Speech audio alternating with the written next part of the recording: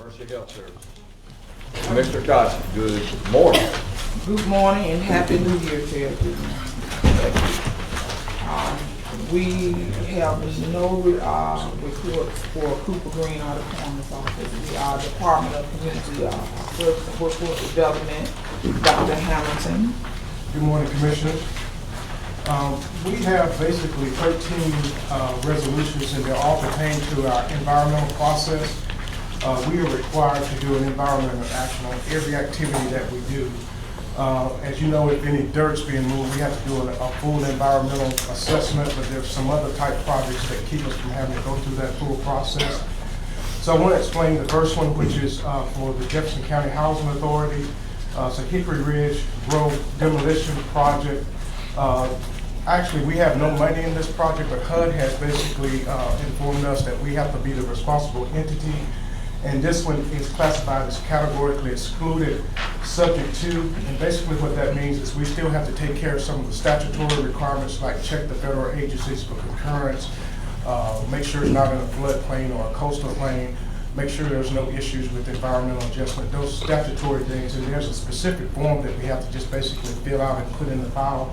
So that describes a project that's categorically excluded, subject to. Then there's other cases where there's just no environmental issues whatsoever, like administration of our various programs. Those particular activities are exempt. So we basically have to fill out an official form where we basically designate what we're doing, and basically have the commissioner and president sign off on that and just put that in the file. I move 1 through 13. Second. Thank you very much. Okay. 1 through 13 has been second. All in favor, say aye. Aye. Okay, we have nothing to report. I have a board appointment for Jefferson County Planning and Zoning. Move it. Second. Reappointment. Okay, it's a reappointment. And also a community grant. You want to do all three of them together at the same time? Well, we'll Do do one 2 and of two. them. You gotta do that presentation. Okay. Okay, can we move item 1 and 2? Move 1 and 2. Second. It's been first and second. All in favor, say aye. Aye. Okay, we have a presentation from Reverend Perry. Okay, it's coming up with the census.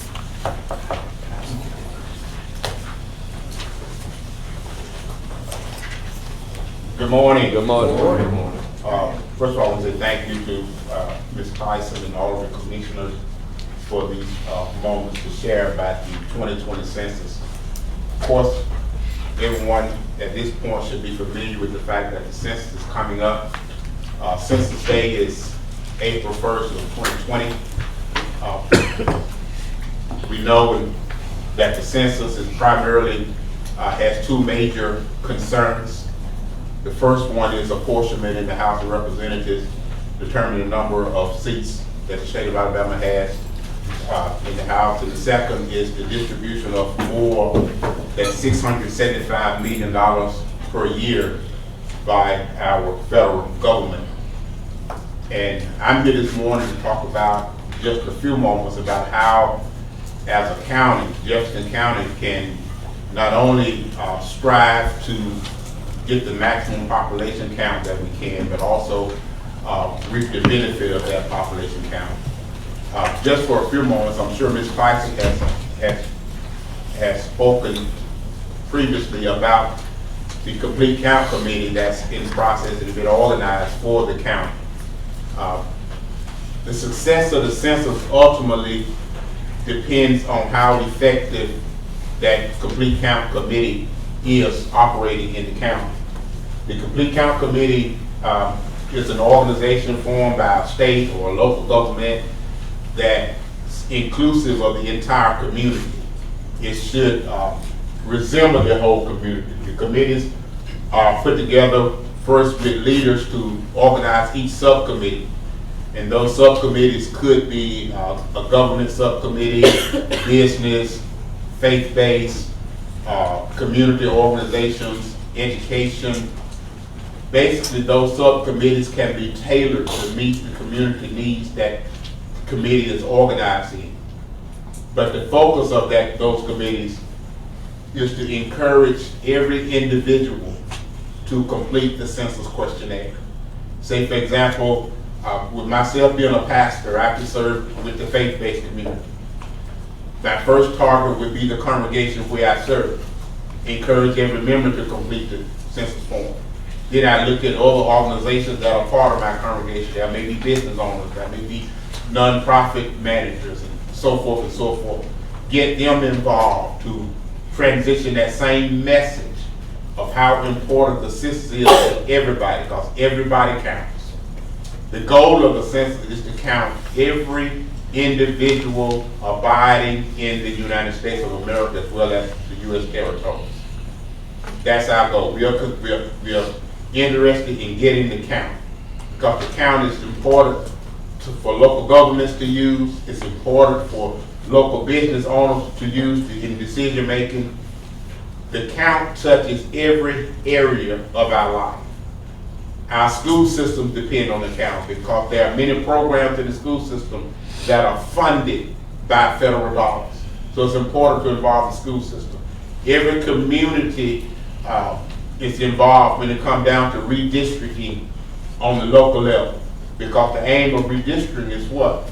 Is to equally divide the population so everybody has adequate and proper political representation, that everybody have a voice.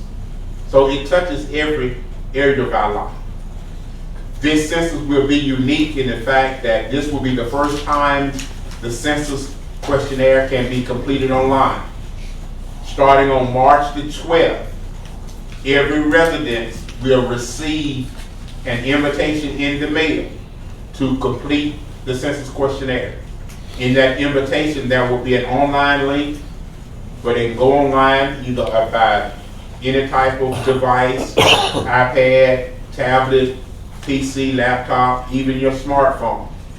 There will also be a telephone number where an individual that don't have access to internet or have a device where they can access the internet, they can call that number and complete the census questionnaire directly with a census taker. They would have a human voice. It would not be an automated call. After that first week, starting with March the 12th, if the form is not completed, the next week they'll receive a reminder. The next week they'll receive another reminder. By the time the third reminder comes out, a paper form will come with the third reminder. And then after the last week of April, starting the end of April, 1st of May, we'll have our non-response follow-up operation. That's where we send people out to knock on doors to obtain the information needed for the questionnaire. The questionnaire will be very simple. It should be very easy to complete. For the head of the household, there will be 9 questions. And they are basic questions asking basic information. For each individual after that, there will be only 7 questions asking basic information. That makes it easier for everybody to complete the form. The important thing is, as a Census Bureau, we have had our educational phase where we spent all of last year trying to educate communities, individuals, governments as to the importance of the census and to ask them to come on board and helping us promote it. Starting this month, we're transitioning to our awareness phase. If you're on social media, you should already begin to see advertisement on social media. Shortly you should begin to see television advertisement and radio advertisement and other forms of media advertisement. Those programs are in place, those advertisements are in place to begin motivating individuals to complete the census questionnaire. The Complete Count Committee for Jefferson County, the efforts are to target areas that historically has been difficult to count. Many of our urban areas, many of our low-income communities, many of our communities that are underserved, where there are individuals that are underemployed or unemployed. Historically, those communities, which also include many of our senior citizens, many children were left off the census. We need to have strategies in place where we can reach those communities and motivate and encourage them to complete the census questionnaire. That's the purpose of the complete count committee. Because in every community, you probably have a faith-based organization, you probably have some type of community-based organization. The government elected official that represents that community should make themselves a part of that complete count committee and get involved. Those same constituents that elected you ought to be the same constituents that you should be able to call upon and encourage to complete the census questionnaire, because it elevates every community when we have a complete and accurate census count. We need to assure them the importance of apportionment and dollars. We just need to assure them that their information is held confidential. No one's personal identifiable information can be accessed by any other agency. No type of law enforcement agency, no type of benefit or government support agency such as the SNAP program, the WIC program, or any type of housing agency. No other agency can access an individual's personal identifiable information. That information is held confidential for more than 72 years. Even if someone were involved in a genealogical family search, they could only access at this time the 1940 census data going backwards, 1940, 1930, and going backwards. So it's very important. It's very important that everyone get involved in spreading the census message. Talk to your family, talk to your coworkers, talk to your constituents, talk to your business associate, whatever that relationship is. Census needs to be added into the conversation somewhere because it affects everybody. I'm going to pause. Someone may have a burning question on their mind, and sometimes it may be easier to address an individual question. Yes, sir. Do we have, we keep hearing that we could lose a Congressional House of Representatives member.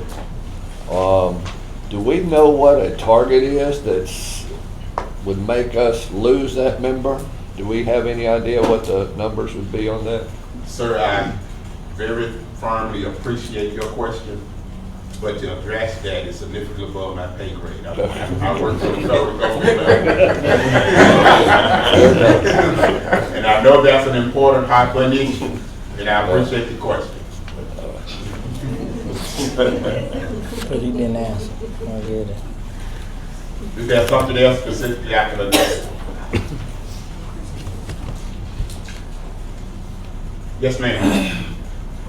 Reverend Macon, can you speak on the importance of everyone speaking with the same voice and the same language, and our job is not to knock on doors? I think that the toolkit we do have, that we are working with the complete count committee. If you're planning on assisting the complete count committee, you need to come to the meetings, number one, to use the toolkit that you gave us, that the Bureau gave us to use, where we will be all talking with the same voice, and we will be able to actually educate the community the same way. We won't be out, randomly doing things and lose the trust of the community that we are really trying to count. And that's very important. She speaks of having the same message and speaking with the same voice. The Census Bureau has provided numerous resources that's already been prepared to share the census message and the importance of the census. If everyone here practically probably have access to the internet, if you would access 2020census.gov, click on the partners portal, and then click on outreach materials, there's already prepared messaging in the outreach material. There's a fact sheet, one of the ones that I use all the time, called Census 101. Census 101 speaks to the constitutionality of the census. It speaks to the apportionment concern. It speaks to the distribution of dollars. It addresses confidentiality. It addresses how and why the count is important. That's a simple bullet point fact sheet that anybody can use. Census 101, answer basic questions. Then there's another one about how we invite, which gives a basic, simple timeline, which should open everyone's eyes to the time frame that they should look for the invite for the census questionnaire. The confidentiality part that I spoke of, there's a complete sheet dedicated to confidentiality. It can just be printed off and read from the confidentiality standards of how important the confidentiality is. So I encourage everyone that makes a decision to get involved in spreading the census message and promoting the importance and significance of the census. Go to that 2020 census.gov website. Click on the partners portal, browse through the outreach material. Everything in there is printable. There are even PSA messages already prepared that can be uploaded and utilized on whatever platform that you're speaking or whatever group you're speaking to. The message is already there. It just needs to be utilized and spread consistently among all that have a concern or have an interest or that are stakeholders when it comes to the census. And everybody in this room, if you were interested enough to come to this meeting, you are a stakeholder in the Jefferson County community. So you ought to involve yourself in engaging your specific communities with the census message. And address the importance of counting the senior citizens, people that's up under hospice and in the NUC unit, the newborn babies. A lot of people don't think of that, but that is very important that they are, if you're breathing, you need to be counted, period. I don't care if you got IV in your arm. You are breathing, you need to be counted. And that's, we are losing a lot of people. And then when you say low income, just put a color with the thing. You already know that it's African American people that's not being counted in the Latino community. I think, you know, it needs. Let me address those different parts of that statement. The first one, she mentioned seniors and perhaps some that are in group environment living conditions. We have a special operation that will come up in the next month and a half called our group quarters operation.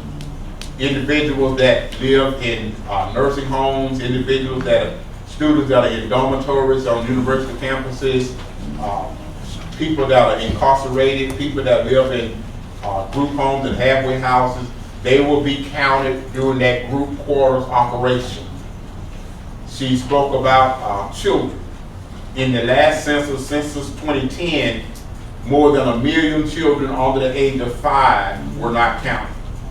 We initiated this week, myself, yesterday, I spent all of yesterday reaching out to preschool and daycare facilities, and we are doing that across the state, targeting that population under the age of 5, getting the message to the parents to not only educate them about why it's important, but to motivate them to complete the census questionnaire. If a baby is born on April the 1st, that baby needs to be counted. Another important thing is we need to know that every individual living in a household, whether they are on the lease, whether they are in transition, whether they are family that is non-biological family. You may have friends transitioning to housing that if they're going to be in that residence on April the 1st, then they need to be counted in that residence. College students need to be counted where they are. If you have college students in Tuscaloosa, in Auburn, in Jacksonville, if they live in apartments, that apartment will receive the invitation. They need to be told that when that invitation comes to your apartment, complete that census questionnaire online where you are. If they live in the dormitory, they will be counted in group quarters operation. Minority populations sometimes have several different fears that may hinder them from completing the census questionnaire. That's where we have to address the confidentiality issue. Sometimes people living in public housing have people living there that are not on the lease. We need to assure them that we are not interested in who's on the lease. We are only interested in getting the count of the number of people living in the house. They may be utilizing, maybe say, the SNAP program. The distributors of the SNAP program do not have access to their personal identifiable information. We will not ask about their income. We will not ask their social security number. We will not ask for any passwords or passcodes to any type of account. We only will ask basic information: name, age, birth date, is this a rental property, are you buying? Basic stuff. It's 9 basic questions. And for other individuals that are not the head of the household, it's 7 basic questions. Yes, ma'am. Yes, sir. Good morning. I had a question as it relates to, because it's a real simple cookie cutter to me. You just got your talking points, go with the talking points, and then that's the end of that. But here's my real question as it relates to location. So since we're talking about daycares, preschoolers, and for example, we have JCCEO preschools that are in our various districts, okay? Can we engage them, as in JCCEO, to make sure that those children are counted, or at least that they have the information? Is that improper to do so? The appropriate thing, first of all, is to make sure they have the information. Right. But I'm saying, first of all, is it permissible for us to approach them to have that? For example, Joe and I are close in terms of proximity. There's a JCCO in Centerpoint. There is a. Did you? Yes. Well, the complete count committee has already contacted the director. They will be sitting on our committee. Okay, but here's my question. Yes, ma'am. I'm still at my question. Okay. I just wanted to know, especially being that there were some areas in my district that I did not hear that this county is going to be addressing. And that's fine, because I'm going to take care of my own district. But I wanted to know, was it proper? And if you have any documentation that, like instructional materials to say what is appropriate, what is inappropriate in terms of how this information is distributed or marketed, then I just want to make sure that I have that information. That's it. Yes. I just want to make sure that what's proper, what's inappropriate, and then go from there. Okay. Any of the information, any of the fact sheets, any of the PSAs that are on the 2020 census.gov website, you can print any of that out and you can distribute that. That's what we ask people to do all the time, to assist us by just displaying and distributing printed material. Okay. If you are speaking to a group, then you can share that same information. Census 101 is an excellent talking piece. Confidentiality is an excellent talking piece. Share that information. What individuals cannot do is complete the form for somebody else. That's right. You can let them use your computer. You can guide them through it, but you cannot put their information because of confidentiality. But as far as any printed materials that the Census Bureau has already developed, there are even some material on that website that can be customized. If, say for example, if you're a business and ABC Business supports the census, you can customize that material. But the message is already there. All you're doing is adding your name or adding your logo. You can take your logo and add the census logo. It's right there on the website as to what can be done with it. So the most important thing is not to change the message, but utilize the message that's already prepared, because it's effective. It's proven to be effective. So midnight, April 1st is drop dead date? That's when they stop counting? No, sir. No, sir. That's just the designated date where we start tracking the progress of the count. After April 1st, individual that still has not completed the census questionnaire will receive another reminder. And that third reminder will have the paper form with it. Then they'll have opportunity to complete the paper form and mail it back in. By the end of April, the first part of May, we will start our non-response follow-up operation. That's where we will send individuals to their home to collect the data. And that operation will run from May through the end of July. But you know, instead of postponing or procrastinating to July to complete the form, it would be more helpful to complete the form early on, because that means there'll be less people the Census Bureau had to put in the field. There'll be less dollars spent on getting the count. Reverend Macon, can you put some emphasis on, like JCCO and DHR, they receive money from the Census Council. They're going to make sure they people get counted because they do get money from that. The Complete Count Committee, our target really is people who don't want to be counted. That means it's going to take leg work and going out to areas, to the rec center, to programs and things like that. It's going to take, that's what it's going to take. We're not so much focusing on that because they are part of, all these agencies are part of our Complete Count Committee. So the hard to count is the ones that we're trying to target, right? Yes, and we need trusted voices in every community. Right. Those are voices of individuals.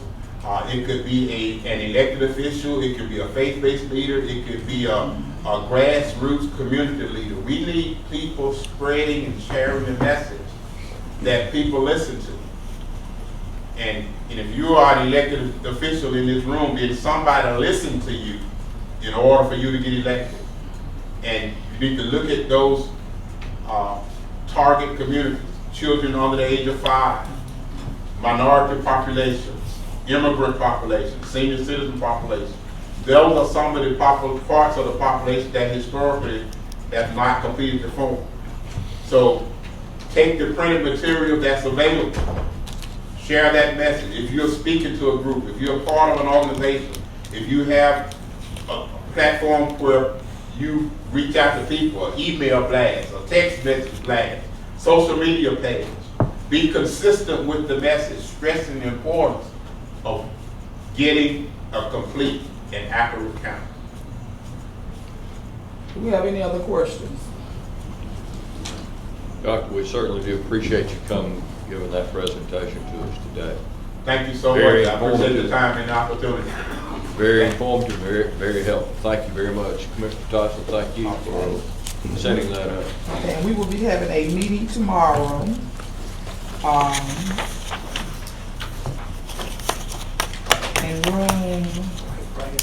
In this room right here, from 2 to 4 o'clock. If you are interested in participating in the Complete Count Committee, we will be here at from 2 to 4 o'clock, where we can set up all of our committees, so we are actually working together. Thank you, ma'am. All right, thank you, and that's the end of the report. Yep, that's the end of the report. We're just going up the line. District 3 is the Administrative and Infrastructure Committee. We have 3 items from Roads and Transportation: the sale of property from excess property from Camp Investment to the City Investment, a quit claim sanitary deed right away from the Montessori School to Acton Road Storage LLC, and the City of Birmingham for the assumption of the maintenance for the Barber Motors Sports Roadway. I'll move 1, 2, and 3. I have a question and a comment. We have a motion. Second. And a second. How many Mr. acres Ross. is the Bessemer sale? Commissioner, I'm sorry, Yeah. How many acres is that excess? 30. Okay. And on the City of Birmingham, the Barber Motorsports, this is where Birmingham and Jefferson County and Leeds was having the issue of the road going into the Barber Sports complex. The county built the road. It was kind of a long history of, okay, well, whose road is it? We built it. We're going to maintain it. Leeds is going to cut part of the grass, and Birmingham's going to cut the other part. And thank you, Zach, for all your work, because I think it took him about a year to get this done through all the various things. So that was my comment. Yes, I think it was longer than that. We have a motion second. All in favor say aye. Aye. Thank you very much. We have one item, two items from the county attorney. One is a resolution to approve the settlement of workers' comp claim. And the second is the minutes from the December 19th meeting. I have a question on the work comp, but I'll talk to you offline still. Move 1 and 2. Motion second. All in favor say aye. Aye. Thank you very much. Sheriff, electronic monitoring. Sure. Good morning, everyone. Morning. This is just a new agreement for fiscal year 20 for electronic monitoring. UAV monitors allows us to, the people, computers who meet the qualifications, the judge can allow them to be released instead of staying in jail until time for the next court date. And we work with the UAV and the judges in this situation. Move the item. Second. Moving second. All in favor say aye. Aye. Thank you very much. Cody, no items? No item. I just want to say that, that we're going to, Cal, myself, legal, going to continue to work with the new HR director so that we can get everything done that the parties want us to do before we can exit the consent. That would be great. Thank you. That's good. I had a question, Mr. President. In fact, I have two questions. The first is, when are we going to get the, have you introduced this young lady? Yeah, she was here a little while ago. Okay, all right. I'd be interested in meeting her, if you don't Sure, mind to yeah. coordinate that. And the second is, Mr. President, if you can, I have, well, I'd also like to know, too, Mr. Patelis, about our replacement of our CFO, what is going to be our pathway to that, since we are on it about this consent decree. I am interested in knowing how what that's going to look like, so that we're familiar with that.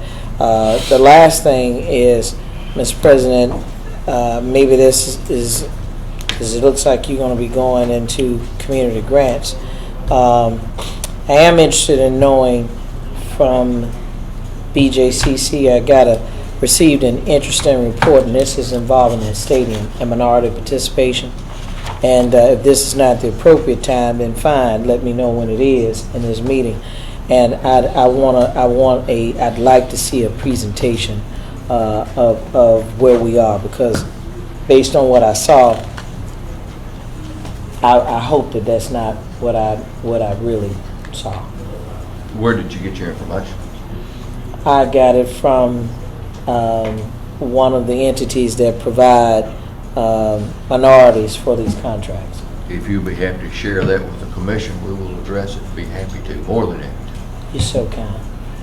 Let me, if I can, the search for our CFO as a part of our consent decree. It is a requirement that in selecting any of the upper level management, that those persons go through the assessment center. It's the same process that Mr. Henry and the other deputies have gone through. It's a national search where those persons are selected, but it's a standardized process that's required by the courts that we go through for selecting those persons. That's the process we've been using for over 3 years now. All the directors and deputy directors has been chosen through the assessment center. And so then you all kind of give us an idea of how long you think it'll be before we have a replacement? Yes, we have the assessment center set up to when started advertising. Cal, you want to give the details? The MQs are minimum qual. I'll just tell you kind of the process we went through. We developed the MQs with Mr. Henry's expertise, the minimum qualifications, double check the job description with the personnel board and so on. The job began advertising on December 29th, or was posted. Job closes February 14th as far as it being put open for people to apply. Assessment center will be March the 10th, and then the integration, or where we review all candidates, will be March the 24th. So hopefully after March 24th, we'll have identified a highly capable candidate and come back to Tony with the final recommendation. So then let me ask this question. When are we, Mr. County Attorney, supposed to be going back before the judge in April? I'll get the exact date for you. Okay, because aren't we supposed to be going back before the judge at that time to see where we are? And if we've met the conditions of the consent decree? I'll get you the exact date. That's correct. And so we may at some point have. It's going to be the onboarding of our new HR director. Okay. Well, at some point, Mr. President, we might need to have an executive session as you see fit, Mr. County Attorney. I don't want us to step into court in April, and we're not where we need to be in that consent decree. We have got an exit plan to that end. It's part of an order that has been circulated. I'm pretty certain that we'll be in good shape. And in the executive meeting would be for information only. The county commission takes no. I know we take no action. They take no position in the hiring of the merit system or these people. Directors or deputy directors, we only. Mr. Tellis is the one that is the only one that we really work through for hiring and firing. No, I get it. I just know that what the judge said the last time we were there, Mr. President, is that he was holding yourself and Mr. Patelis to make sure that we were in good order. And I just want to be assured that we, I just want to be assured that we're prepared for it. Okay. Okay, community grants. City of Riverside, there's a grant for $10,000 to work through our roads and trans to help improve the roads up there. Move the item. Have a motion. All in favor say aye. Aye. I have a Move 2 and 3. two reappointments. Thank you. All in favor, you second. All in favor say aye. Aye. Thank you very much. Commissioner Knight. Finance, unusual demand encumbrance, purchasing public service fund. Do I have any questions? Do I have a motion 1 through 5? Move items 1 through 5. Have a motion? Do I have a second? Second. All in favor, please say aye. Aye. All right, multi-staff development. Do I have a motion? Any questions? Move the items. Have a motion? Do I have a second? Second. All in favor, please say aye. Aye. Have a budget amendment. This is for EMA. We have a couple of items, and there's no additional funds required. One increases the revenues and expenditures due to a sale of an equipment, and the other is increased revenue and expenditures to record a reimbursement from the city of Birmingham. Move the item. Have a motion on 1 and 2. Do I have a second? Second. All in favor, please say aye. Aye. Developmental Services, C 2019-034. Mr. Morrison. Good morning, Commissioners. Morning. This first request is what I like to term a zoning cleanup job. What we've got on this particular property is several different zoning classifications that are legacy.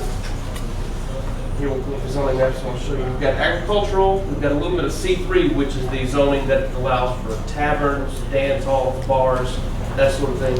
And a little bit of C1 as well on the property, which makes administration of zoning, answering questions to financial institutions, legal institutions sort of difficult. The property owner wishes to subdivide the property and sell off a portion of it in order to construct a Dollar General.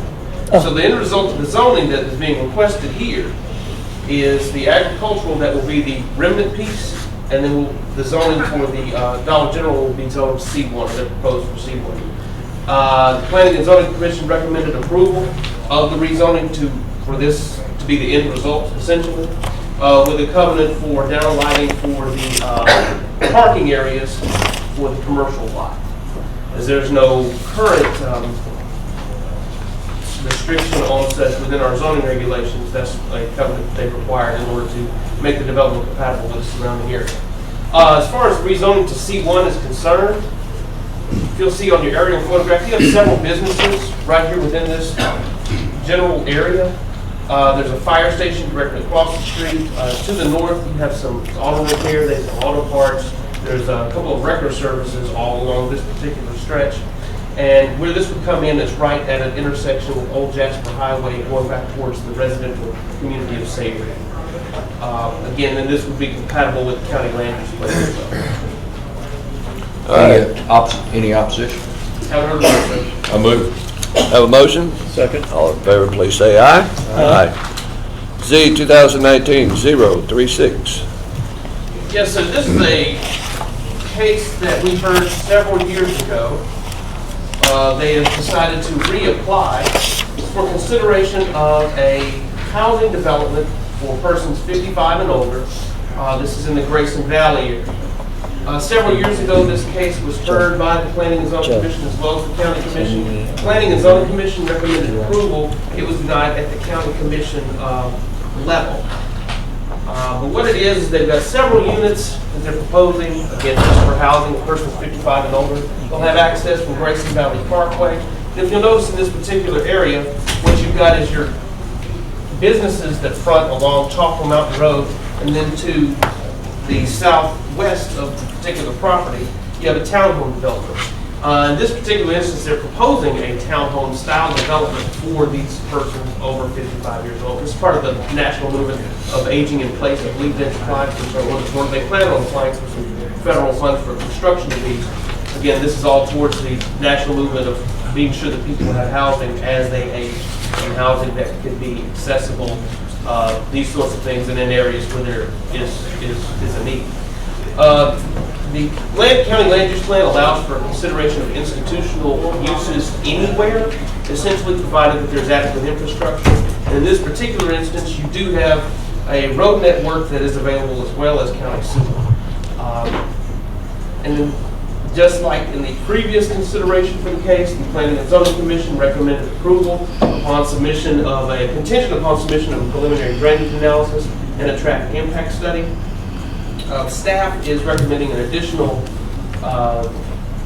contingency for them to provide an accurate legal description that will describe the area to be rezoned in conjunction with subdividing property, similar to the situation with the previous case, just so we'll have clear, this lot is on this lot remains on this. And also with covenants that county road and right-of-way improvements be constructed in accordance with the traffic study that will be submitted and approved. The use of the property restricted to the townhome development for persons 55 and older. Again, that will ensure that the development is compatible with the townhome development to the southwest as well.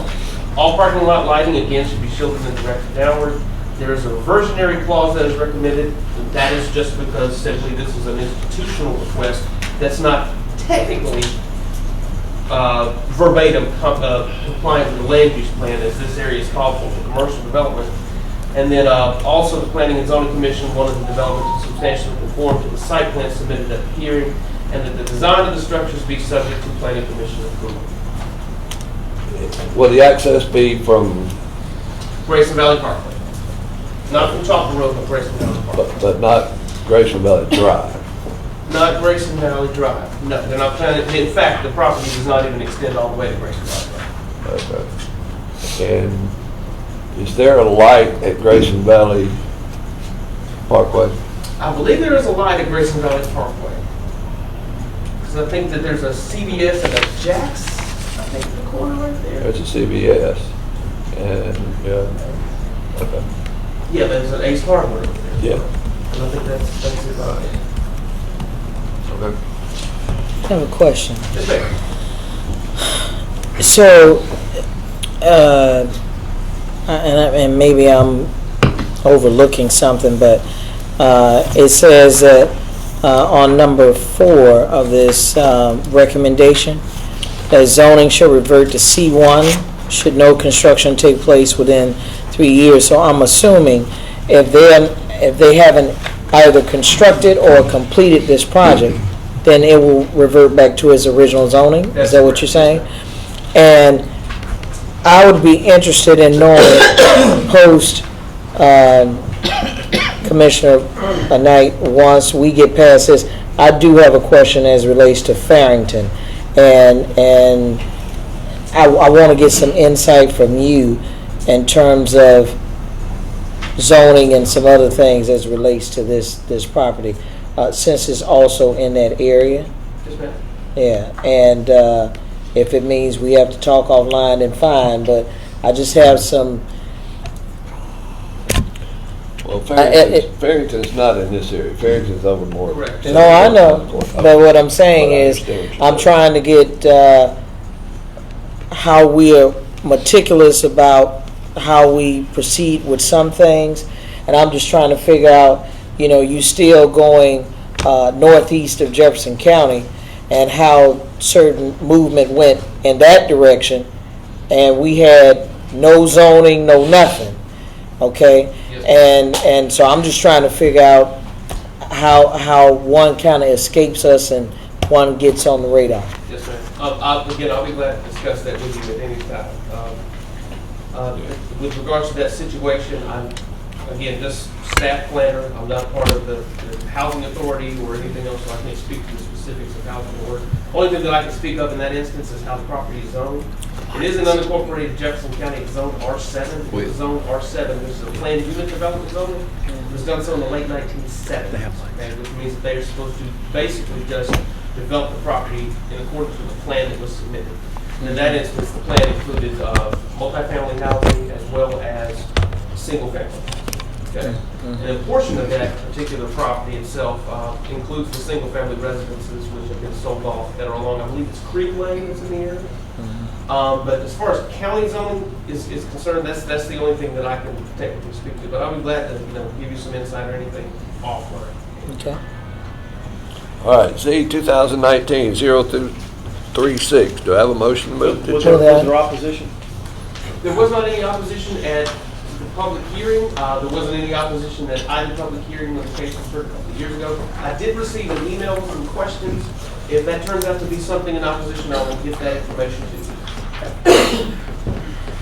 Move the items. Have a motion?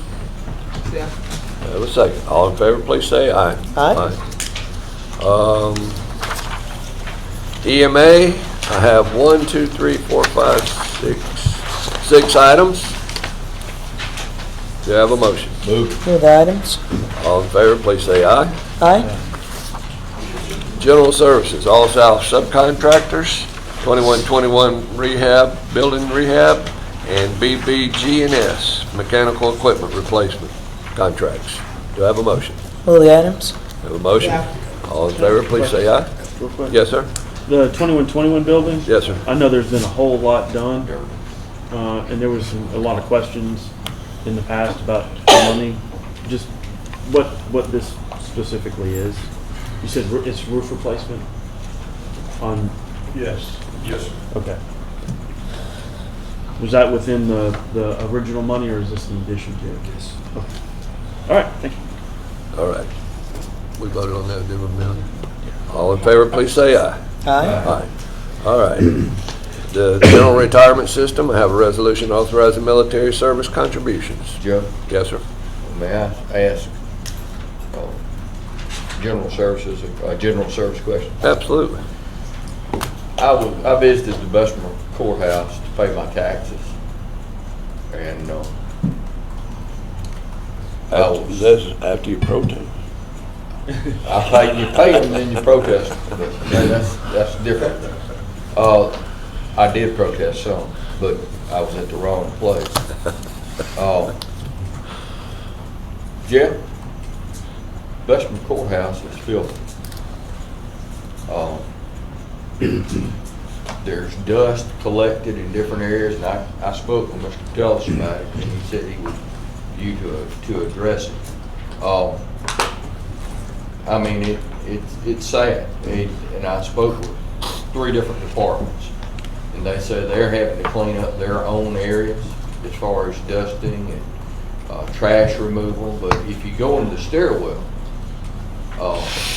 it looks like well, the stairwells of Legion Field look cleaner. Okay. I'm concerned. These folks down here, they need a little bit better maintenance than what we're seeing down here. And I know it works in cycles. These folks work when you get on them, and they don't when you don't. So if that has been communicated to you, I would appreciate it, and you can give us a report. If it hadn't, please take notice and do what you can to help that. Is that in the old courthouse? That's in the old courthouse. Okay. Yeah, that has not been reported to me, so I will investigate that and find out what's going on. But if you would, and if you would go down and take a look at it, Sure. You'll see what I'm talking about. Don't y'all have some kind of revamping that you're gonna do down there? Or have you done it? For the old courthouse? Yes, sir. The work that's scheduled for next year is an elevator rehab project. Oh. That building is on the to-do list to be renovated at some future point. But it needs to be clean. Yes, sir. Now. Now about a cleaning contract. So that's outsourced, so we'll check that out and find out what the problem is. That's all I need, John. All right, no worries. Well, while we're at it, Mr. Chairman, I did want to say something about general services. But what the commission did during December, I wanted to say how helpful that they were, and to all of our staffs and that came down to help during the holiday cheer. I really appreciate it. I wanted to say that in this meeting because they were very attentive and wanted to make sure that things were done orderly. So I appreciate that, Mr. Tellis. I also want to say the same to you, Jeff, as well, because it makes a difference. So I'm sure whatever that needs to be done, you've never struck me as one that when asked to do something that you didn't do it. So I'm sure that this issue, Mr. President, will get resolved, but I did want to say thank you. Thank you. Mm-hmm. Commissioner, I want to say to you and your staff and the staff of other commissioners that helped with the music and the serving outside. It was very, very nice, and thank you for y'all's help. Welcome. That was well done, and I think it was well received by the public. I really do. And I was down there one day and, talking to people in and out. Man, everybody was cheerful, and this old guy comes up and says, "Yeah, it's nice down here, but I have to come pay my taxes." Well, buddy, I appreciate it. And here's your poet's Yeah, we'll give you a donut. Well, I will say that one of the blessings of us doing that, I think that businesses within Jefferson County, that they appreciated it, and it was not at the taxpayer's expense. I think it's just a matter of, whatever we may be working on, if we just extend that olive branch, I think that there are people, folks in the community that they welcome. So thank you. And these kids that we had from Bragg Middle School that came here from Gardell with the little chorus and stuff, it was really a pleasure for them because their chorus, they sing in a classroom that's very small. They can't even get all their kids in that classroom to do it. So when they came here and got to sing in this atrium, the acoustics were so much better for them. And I mean, it just really enlightened them. They were very, very appreciative of the opportunity. So good job by all. Appreciate it. Let's do it again next year. Did you? Yeah, I keep forgetting that. All right, revenue. I have a resolution for the credit card convenience fee. Darren, you got that? retirement one. Oh, there he is. Jeff.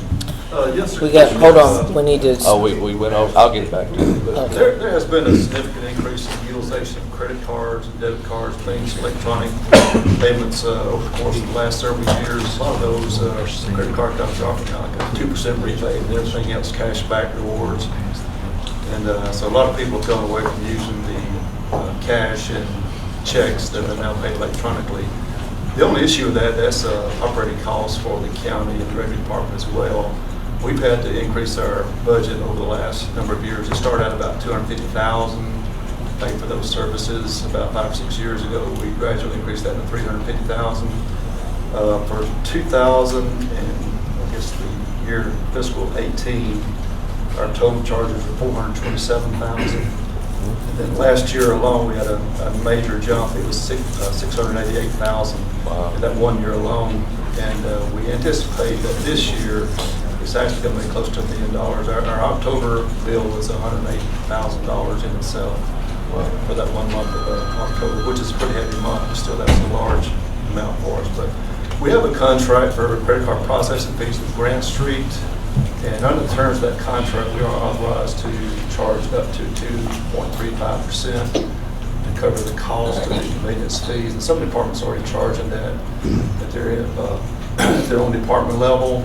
Because we have such an impact on our citizens and we have so much volume of activity, we need to help offset some of those costs. So we're kind of asking the commission permission to allocate a 1% fee on front counters for the convenience fee to help us offset some of those charges. Our budget this year was set at $500,000, and that's really only going to be about half of what we actually need to cover all of our total expenses. So we're asking your help in helping us meet our budget this year by allowing us to charge that convenience fee. We've been working with our providers, the software providers for the motor vehicle system over the last couple of months to work out a workable solution to implement this. And so we're at that point, we're ready to implement with your permission. Travis, how much is the processing fee? How much are they charging us for that? They're charging 2.35% for most county departments. The revenue department, we were able to negotiate a reduced cost on that because of our volume of activity. We've had for a number of years, we've charged a convenience fee on the internet piece of that. And in the last contract that we entered into, we were able to reduce that cost from $5.95 down to $4.95. But that includes up to 10 transactions, 10 renewals can all be done for that one cost of $4.95. And we've maintained that to this point. We're paying, the revenue department right now has a contract, we're paying 1.75% of the total transactions. There is a clause in the contract that says if our actual amount per transaction goes above a certain threshold, which is like $285, then they have the right to come back and negotiate those fees to a higher rate. And so we're at that point now. We fully expect them to come back sometime in the next year or so to ask for an increase from 1.75%. Right now it's 1.75%. You know, I understand the need to recoup those costs, but at the same time, it doesn't have a maximum amount. If someone has a $2,000 bill, it's going to cost them $20.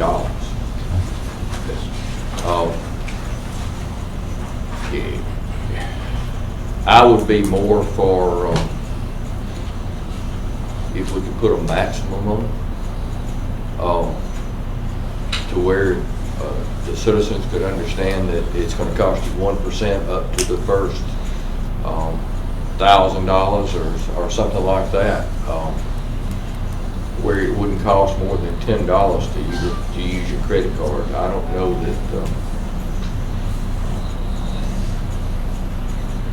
that that's fair to the citizens to do that. By the time you put it on your credit card, and because you don't have that much money, and then by the time you pay the interest on that credit card, because you still don't have that much money, by the time they pay their property taxes or their tags or whatever they've got going on, it's it's an undue burden on our citizens. Right now, our average transaction is roughly about $275 per transaction, so we're not going to meet that threshold. I would say that one of the concerns that I would have is because a lot of these fleets that have large costs like that, they're one of the major users of the credit card because they get bonus points, rebates, and travel and air and everything else. And really, if you set that threshold, they would probably be the ones most benefiting from that. The average transaction is not going to be that adversely impacted with 1% in my opinion. But if you set a threshold in it, then that's going to encourage those large fleet companies, the enterprises in the world, and things of that nature to always use credit cards instead of paying directly. Do they use credit cards? Yes, sir.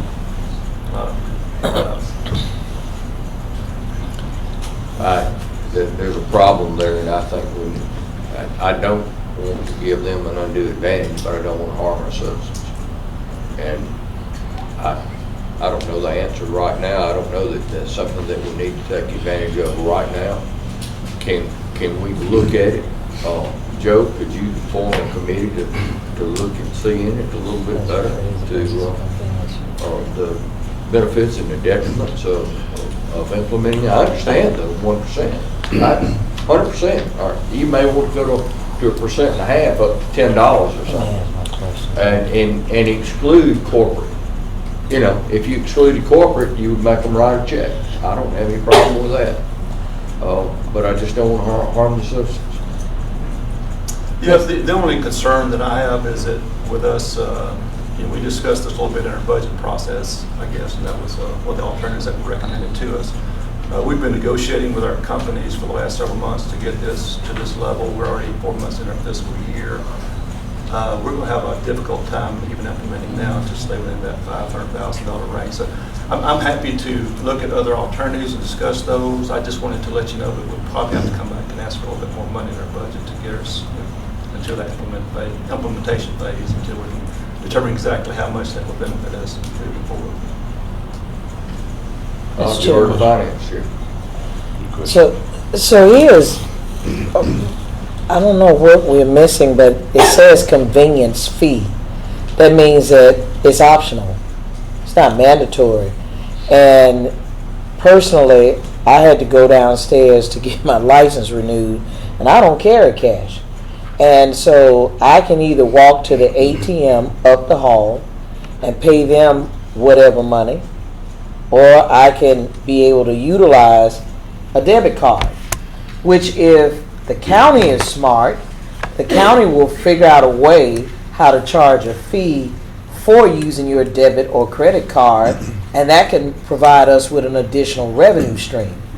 Okay? Because again, it's optional. Everybody who utilizes a credit or debit card knows that there's a transaction fee associated with it. That's the reason why it is an optional fee.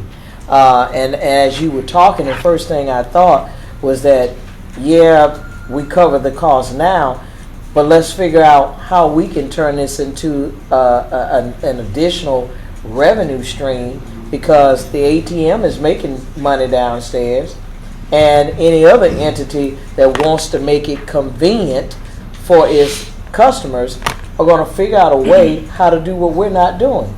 But if we're smart, we'll turn that into an additional revenue stream. Am I off basis with that? There, under our contract, there is a restriction how much we can charge as a convenience fee under the terms of that contract, which is limited.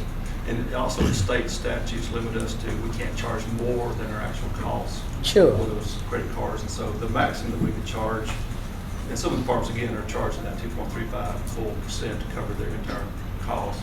Ours are 1.75 right now. We're just asking to share that cost. And as you indicated, it is an option. People could always use cash or checks if they didn't want to pay a convenience fee at the front counters. Is always an option for them. Because as women, I'll be very honest with you, I look at it from a safety perspective. I don't want to tussle to give someone my purse. I just want to give it to them. And so many folk, men and women, are opting not to carry cash. And it's really an inconvenience if you go downstairs and anywhere here, and if you can utilize your card, then use it. So I don't look at it as it's a burden to the citizens, because if it was mandated, that's considered a burden. But if it's optional, That's just a matter of convenience. So, if you all have already been negotiating this for 4 months, and, by the time you do a commit in, we get all these other extra layers in it, it's going to take some additional time, and before you know it, we're into a whole new fiscal year, and that's not going to help the revenue department because the money is still needed. I will say it took us 2 months to get to this point, just from the flat 1%. There is a minimum that they want to charge, because if they have a tag of $50 or 75 cents, they're going to lose money if they charge the 1%. So there is a $1.95 minimum fee, which is sort of understandable for their processing costs. But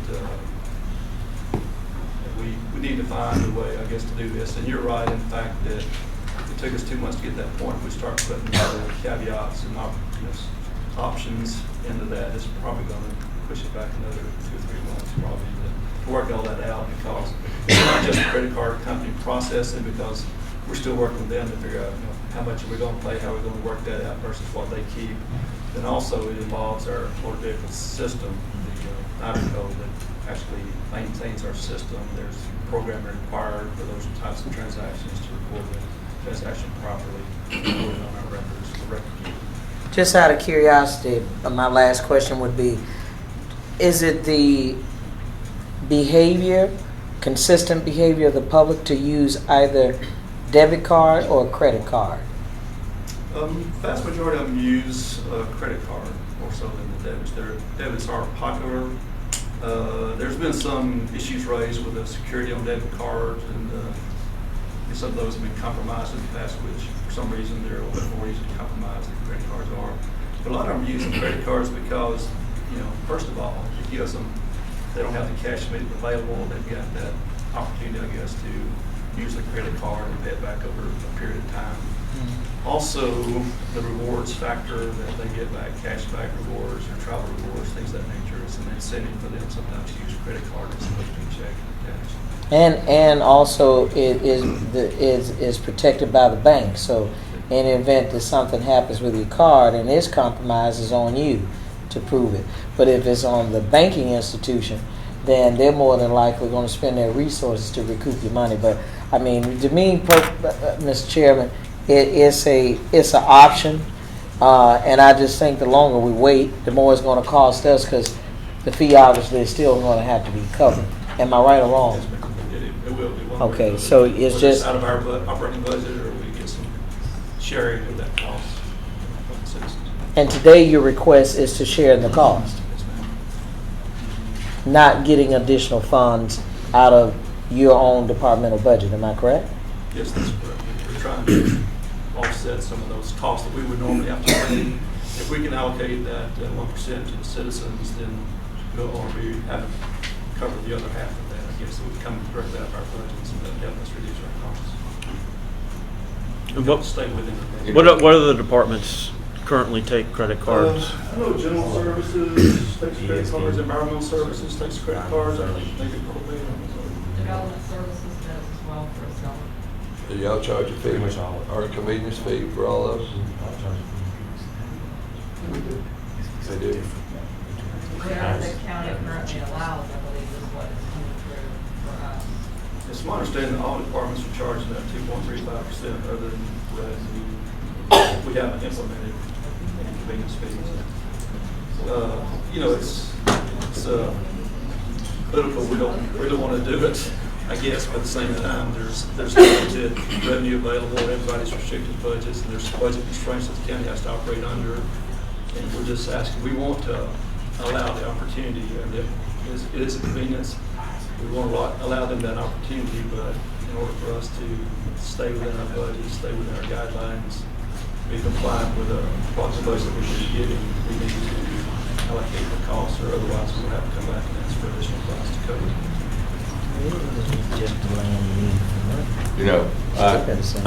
I won't take the issue again. I think the citizens are going to expect the revenue, the ESD, the building department, whoever to live within their budget. And it seems that it's not right to ask them to pay their taxes or their fees or their license, and then charge them money on top of that to collect. It just doesn't sit right. Mr. President. It just doesn't sit right. Mr. President, that sounds like we're playing on words. Anybody who knows if you utilize a credit card, it doesn't matter what the establishment by which you spend the money with, there's a fee associated with it, Mr. President. And so even though we are a public entity, we still are being charged a fee if we utilize that service in order to provide it. And so that's... We can vote, we're good. Is this something, if we moved it to the agenda, that we could get, Sure. have a conversation and I don't need a conversation. This has come up before, and it failed before. But why did it fail before? Because we weren't here. The commission saw it differently then. All right, do I have a motion to move it to the agenda? Yeah, move it to the agenda. Have a motion, second. All in favor of moving it to the agenda, say aye. Aye. Yeah, but you can separate it. Call for a separate vote. All right, General Retirement System of Jefferson County, resolution authorizing military service contributions. Do I have a motion? Move the item. Have a motion, do I have a second? She seconded. Oh, okay. All in favor, please say aye. Aye. Yeah, you go to a grocery store now, or over Christmas, you go in shopping, and you pull out your checkbook, they look at you like you're crazy. All right, I have one item of community grant in the amount of $5,000 to Bryan Elementary Board of Education for a STEM program. Move the item. Have a motion. Second. All in favor, please say aye. Aye. I have one last item here. I don't like to have to share these, but this is from the National Weather Service forecast for Saturday. We do have an enhanced alert, which is this is early to get this kind of an alert. But so this is for Saturday. That the timing is 9 a.m. to 6 p.m. I think right now. That could move one away. We do have 2 tornado seasons in Alabama. One's around in April, and one is in the winter. We've had a tornado here on Christmas Day since we've been on this commission, Jim and I. And we've had one on January 23rd, which hit Center Point. One on Christmas Day hit Fairfield. So just to let you be aware, this is an early warning, but nevertheless, hopefully, I told Mr. Coker to please put the bubble over Jefferson County so that we do not have any tornadoes here, and he's agreed to do the best he can. That concludes my report. all right, Information Technology Economic Development, Sri, on the Motorola Solutions Service Agreement. Move the item. Second. Anybody got a second? Second. All in favor, aye. Aye. Thank you. I know we have probably one more meeting with John Henry, and I've told him this a number of times. I love you. I'm happy for you, but I'm still mad at you. I join you. I join you. So best of luck. I know We'll have a little. we'll have one more shot at you here. Well, yeah, the roasting will be Thursday. That's the end of my report. Commissioner Shea. Thank you, sir. So for Public Works, Community Services, and Intergovernmental Relations Committee, we have no any items for environmental services, but we do have one community grant, which is for ARMS, Alabama Regional Medical Services, in our district for $2,500. I'd like to entertain a motion at this time. Second. Has been moved and properly seconded. All those in favor, let it be known by saying aye. I want to take this opportunity as well, even though I'm going to save probably all of my tears and everything else for Thursday, since that's going to be John Henry's last commission meeting. I think that we have lost a great talent here at this county, and I really don't think we will see the the realization of that until he has exited the building. Most times, for myself, even when I was a council member, if you were a talented individual, I do pride myself sometime to be a lioness, but I am a crybaby when I think that people who are talented, that we haven't embraced them enough. I would have loved for us to have countered this offer, but we didn't. And then when there was an attempt, it was, I'm sure, too late. But he has really made my transitioning from the city to the county very welcoming. So when he did tell me, he knew I just bust out and cried. And then I had to say, you got to be kidding, you got to be kidding. But I think he's brilliant. I don't just say he's brilliant because he's black. He's brilliant and just happens to be black. And I am very, very proud that he has graced the halls of this place. And he's going to be sorely missed. It may be,